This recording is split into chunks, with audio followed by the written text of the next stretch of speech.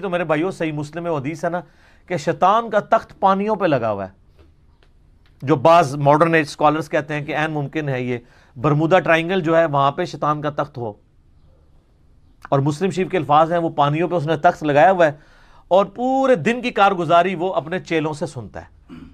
ہر چیلا آ کے بتاتا ہے میں نے آج فلاں شخص سے فلاں گناہ کروایا، دوسرا کہتا ہے جی میں نے تو اس سے بھی بڑا گناہ کروایا۔ شیطان خوش نہیں ہوتا کہ ٹھیک ہے نارمل ہے۔ ایک چیلا آ کے کہتا ہے آج میں نے میاں بیوی کے درمیان جدائی کروا دی ہے، ہائے ہائے ہائے۔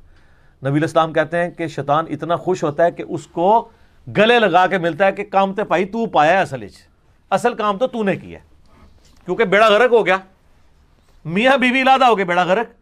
اسی لیے ترمذی ابو داؤد ابن ماجہ میں حدیث ہے کہ اللہ تعالیٰ کو حلال چیزوں میں سب سے ناپسند چیز کیا ہے؟ طلاق۔ حلال اس لیے کہ بعض کا جینوین ضرورت ہوتی ہے، ناپسند اس لیے کہ اللہ چاہتا ہی نہیں کبھی طلاق ہو، کبھی بھی نہیں چاہتا۔ قرآن میں اللہ تعالیٰ سورۃ النساء میں کہہ رہا ہے اگر تمہیں کچھ عورتوں کی عادت بری لگے نا تو صرف نظر کیا کرو، ان کی کئی اچھائیاں بھی تو ہیں، ان کی طرف دیکھ لیا کرو۔ اللہ کبھی نہیں چاہتا طلاق ہو۔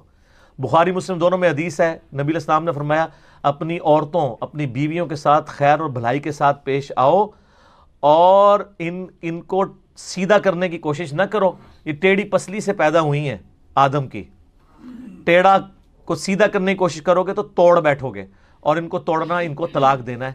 ان کے ساتھ حسن سلوک کے ساتھ پیش آؤ، یعنی درگزر کرو، برداشت کرو۔